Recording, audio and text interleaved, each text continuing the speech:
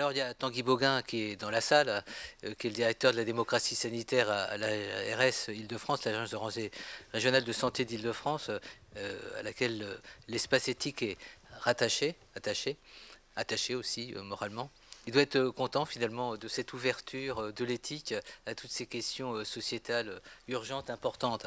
Et j'aimerais donner la parole à une personnalité qui pour nous représente beaucoup, Alice Rivière. Et je disais qu'on a fait des rencontres intéressantes. C'est vrai qu'une réunion de cette nature, ça permet aussi de raconter un petit peu ce qu'est notre histoire à travers les personnes qui nous font l'honneur de participer à notre aventure. Et Alice fait partie des aventurières qu'on a eu le plaisir de rencontrer il y a quelques années à travers un collectif qui est Ding Dang Dong, le collectif des personnes concernées par la maladie du Quinton, la Corée du Quinton. Et ce qui nous a paru fabuleux, c'est finalement cette inventivité. Alors on a vu à travers les différentes interventions, déjà ce matin, comment on peut être créatif face à l'adversité, comment on peut reconstituer des valeurs, y compris face à ceux qui veulent les mettre en cause, les ébranler, voire les anéantir. Et on a été à la fois bouleversé par l'intelligence déployée par les militants de l'association ou du collectif Ding Dang Dong. Je vous incite véritablement à Ding Dang Dong. Le logo, il est là sur le cahier, donc il a une valeur symbolique, ce cahier. Il y a Ding Dang Dong et il y a Espace Éthique MMD. Et je vous incite véritablement, vous serez stupéfait de voir comment, face à une maladie pour laquelle il n'y a pas aujourd'hui de traitement, face à une maladie qui représente tant dans l'altération d'une personne, comment on peut être créatif. Je te donne la parole. Merci d'être là. Merci. Merci beaucoup Emmanuel. Non, j'étais en train de dire que tu dis tellement bien les choses que je voulais te laisser encore plus parler.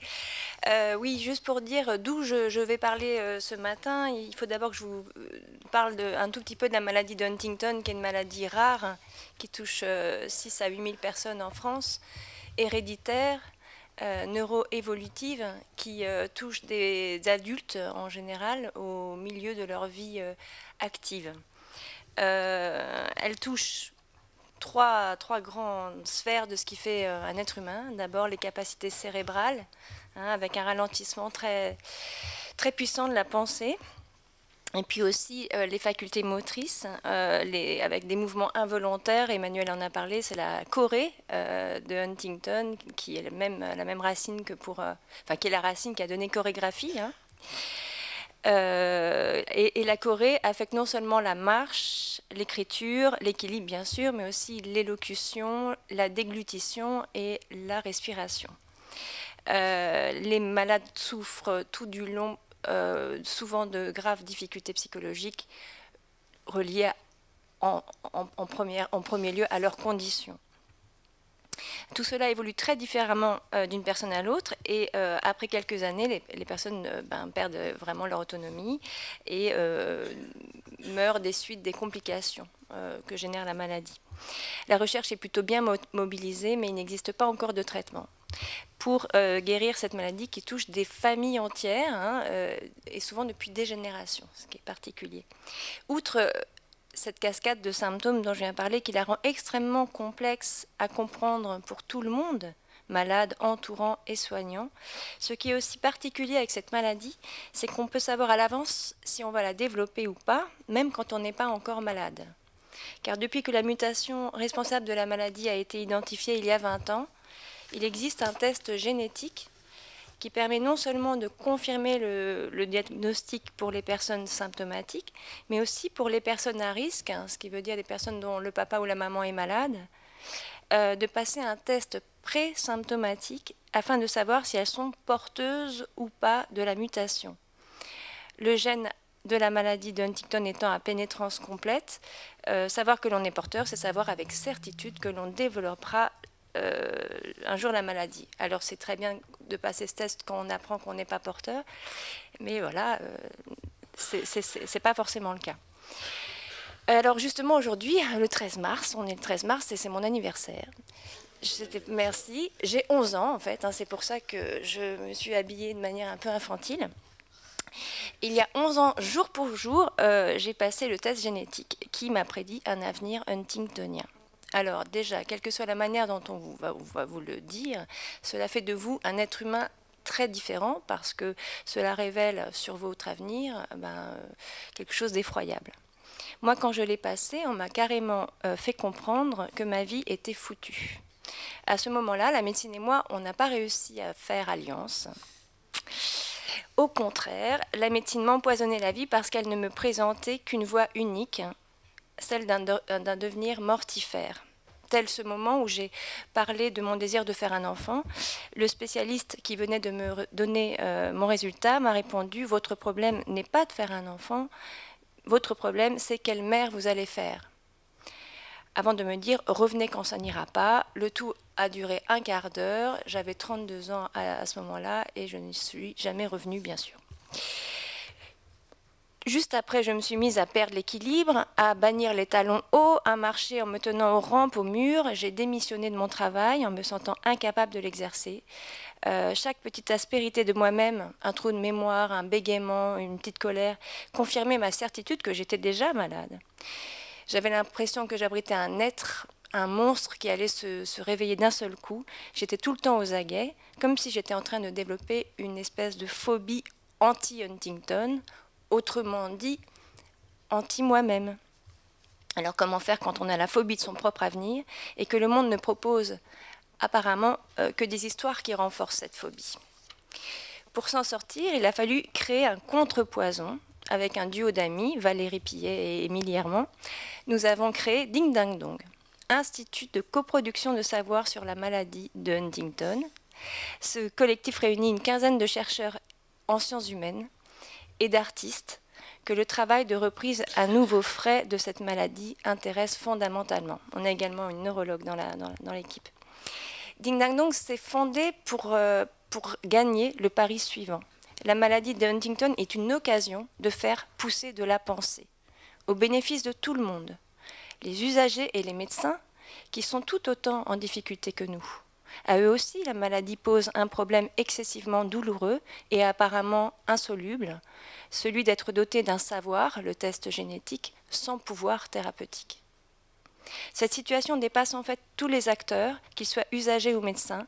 Il fallait donc monter un équipage pour prendre ce problème à bras le corps, avec du cœur à l'ouvrage, et non plus de la frayeur. Ding Dang Dong a été créé pour explorer la façon dont les gens créent leur propre manière de vivre cette maladie, pour révéler et attiser les forces, c'est un mot important aussi, contenues dans les inventions discrètes, quasi invisibles, déployées par ces personnes.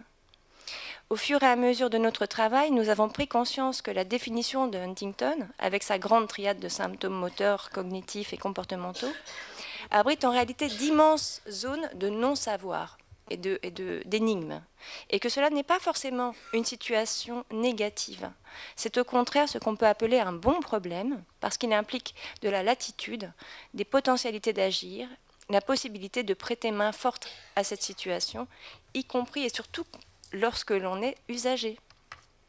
C'est exactement pour cette raison que nous avons constitué notre collectif afin de nous mêler du savoir qui est en train d'être conçu sur cette maladie, et plus exactement en initiant et en réalisant des recherches et des actions de production de savoir nous-mêmes avec la collaboration de personnes concernées considérées comme des co-chercheurs. Nous faisons le pari qu'en considérant ces savoir-faire développés sur le tas, comme autant de vérités plurielles sur la maladie de Huntington, la définition médicale de la maladie devrait peu à peu s'en trouver enrichie, complexifiée dans le bon sens du terme. Cette contamination par les savoirs expérientiels peut alors avoir de puissants effets sur la prise en charge des patients, à commencer par le diagnostic de Huntington, qui, loin de ne se réduire qu'à l'annonce d'un futur déterminé à l'avance, pourrait se faire la chambre d'écho de tous ces devenirs multiples à construire et à réaliser ensemble. Et qui sait si dès lors cela peut contribuer à augmenter la si faible proportion des personnes à risque qui passent le test présymptomatique, qui sont à l'heure actuelle à peine 15%. Si cela vous intéresse, vous allez voir sur notre site ce qu'on fabrique.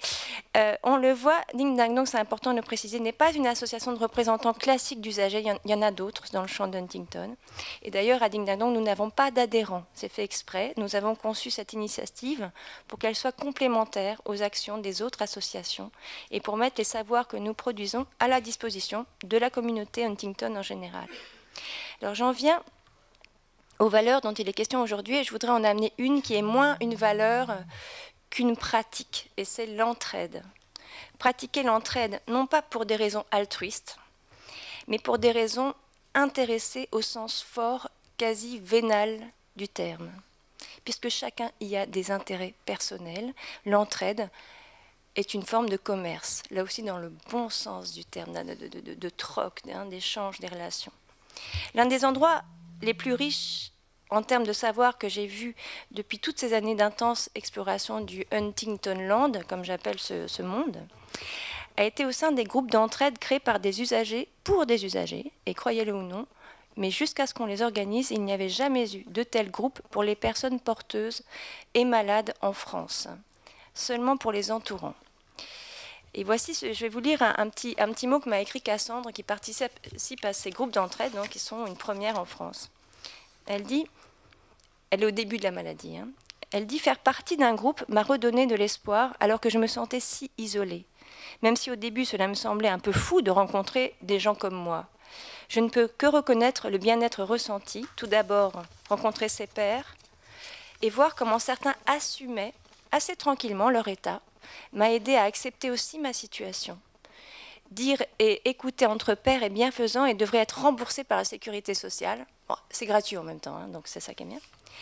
Car cela guérit l'âme, le bien-être est tout d'abord social. Et ça, je pense, c'est vraiment un mot très important aujourd'hui. Se reconnaître, se connaître, s'apprécier, faire partie d'un groupe donne de la force.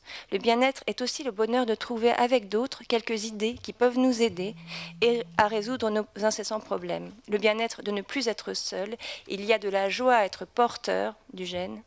Si c'est pour créer ensemble du savoir, de rassembler des outils utiles à tous, de veiller aussi les uns sur les autres. Ainsi, nous explorons sans fin les possibles pour aller mieux malgré tout. Fin de la citation de Cassandre. Vous sentez comme on est loin de l'avenir ratatiné qui nous était présenté lors du test génétique. Cela ne veut pas dire que l'on enjolive les choses avec des petites fleurs jaunes, ou pire que l'on fasse du déni. Au contraire, nous assumons que Huntington soit une forme de catastrophe, sans exagération. Et alors notre problème, c'est comment y faire face le mieux possible. L'entraide entre Huntingtoniens est l'une des manières d'apprendre à faire une telle chose, mais pas seulement. Nous puisons notre inspiration et nos stratégies parmi d'autres collectifs, tels les autistes, les hémophiles, les entendeurs de voix, les séropositifs, tandis que d'autres ont commencé à puiser chez nous. C'est une chaîne. Et cela va plus loin.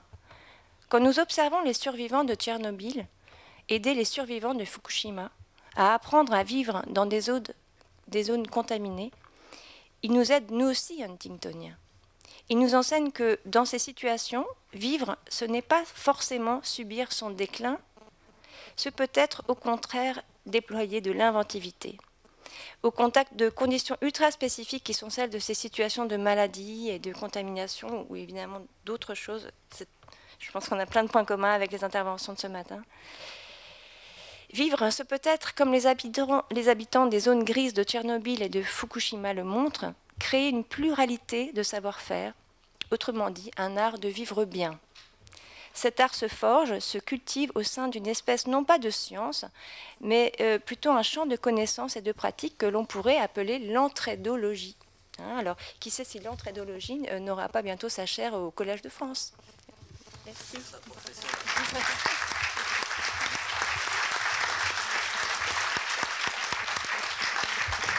Je ne sais pas si on aura l'autorité pour, mais on sait quel professeur il pourrait avoir au Collège de France. Un immense merci de cette intervention. Alors on a vu, et on va conclure sur la partie de cette matinée, en disant à quel point notre thème c'était prendre soin de la société, quelle valeur mobiliser. On a vu à travers différents regards hein, les valeurs qui sont mobilisées, des gens qui se mobilisent à travers une certaine forme de conception qu'ils ont du vivre ensemble et de notre bien commun. Alors bien sûr, ça fait pour certains d'entre vous quelque chose d'un peu schématique ou d'un petit peu partial ou partiel que de voir cette succession d'intervenants. Mais je pense qu'il y a quand même un liant et un lien commun entre ces différentes interventions, c'est l'attention qu'ils portent à la personne humaine, aux valeurs d'humanité dans une société, dans un contexte où tout ça est bien mis en cause par un certain nombre de logiques, y compris d'ailleurs dans les domaines qui nous touchent plus directement de la biomédecine, hein, où les représentations de la vie du vivant sont aujourd'hui discutables. Mais on a vu également à quel point ils sont soucieux d'apporter à la société des valeurs qui n'ont peut-être pas assez audience aujourd'hui, en tous les cas qui ne sont peut-être pas assez audibles. Donc il n'y a peut-être pas à réinventer les valeurs, mais à reconnaître ceux qui aujourd'hui les portent, et on a voulu le faire ce matin. Donc un immense merci. Alors il y a des gens qui vont être avec une cellule de soutien psychologique.